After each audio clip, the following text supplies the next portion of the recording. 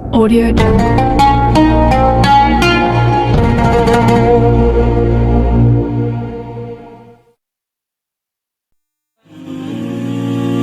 এই জগৎ সংসারে এমন কিছু মূর্খ রয়েছে যারা আল্লাহ সুবহানাহু ওয়া তাআলাকেও গালমন্দ করে।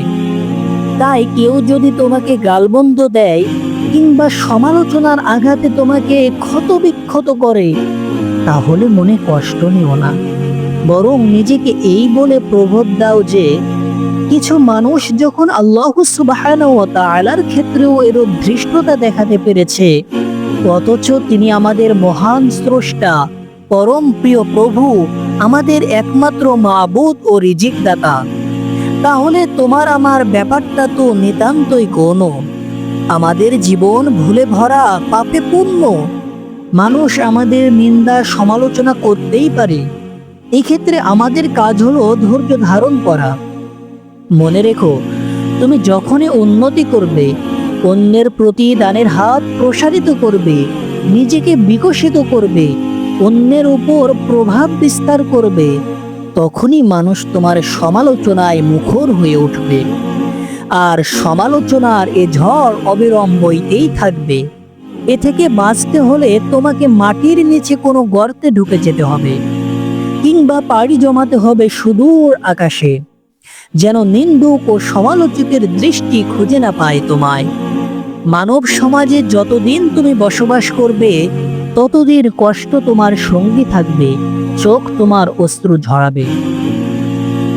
উৎকর্ষতায় যে তাদেরকে ছাড়িয়ে গেছে, তাকে নিয়ে তারা হিংসা করে, তার প্রতি তারা শত্রুতা পোষণ করে, তার বিরোধিতা করে।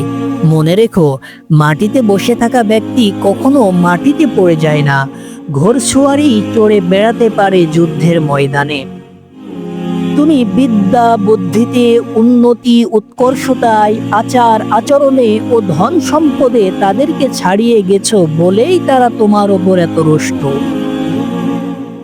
তুমি যতক্ষণ না প্রশংসনীয় এসব গুণাবলী থেকে নিজেকে মুক্ত করছো, যতক্ষণ না আল্লাহ সুবহানাহু ওয়া তাআলা প্রদত্ত এই নিয়ামতগুলো তোমার কাছ থেকে ছিনিয়ে নেওয়া হচ্ছে, যতক্ষণ না তুমি নির্বোধ, অথর্ব, অপদার্থে পরিণত হচ্ছ, ততক্ষণ তারা তোমার প্রতি সন্তুষ্ট হবে না। তারা যে এটাই চায়। তাই নিন্দা সমালোচনার আঘাত তোমাকে সইতেই হবে। উহুদ পাহাড়ের মতো হও সুদৃঢ়, হও এমন শক্ত পাথরের ন্যায়, শিলার আঘাতও পারে না যাকে টলাতে, বরং আঘাতকারী শিলায় হয়ে যায় বিচূর্ণ। মনে রেখো, তুমি যদি মর্মাহত হও তাদের নিন্দায়, ভেঙে পড়ো তাদের সমালোচনায়, তাহলে ব্যর্থ হবে তুমি আর সফল হবে তারা। কারণ তারা এটাই চেয়েছিল যে তুমি ক্রুদ্ধ হয়ে দমে যাও, ব্যথিত হয়ে হারাও মনোবল। অতএব তুমি তাদের কথা কানে তুলো না, সাবধানে এড়িয়ে যাও তাদের। আচারিক সৌন্দর্যই যদি হয় আমার পাপ, তাহলে দয়া করে বলো, আমি কিভাবে করব এর ক্ষতিপূরণ।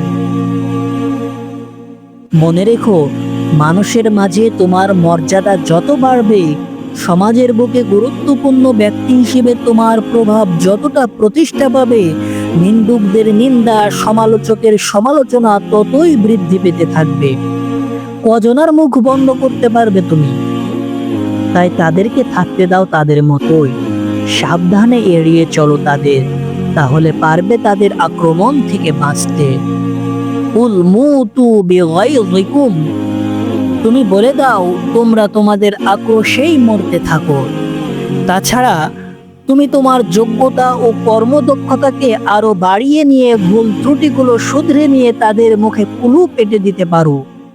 তবে একটি কথা মনে রেখো, তুমি যদি গোটা পৃথিবীর সবার কাছে গ্রহণযোগ্য হতে চাও, তাহলে সেটি অসম্ভব কল্পনা বই কিছু নয়।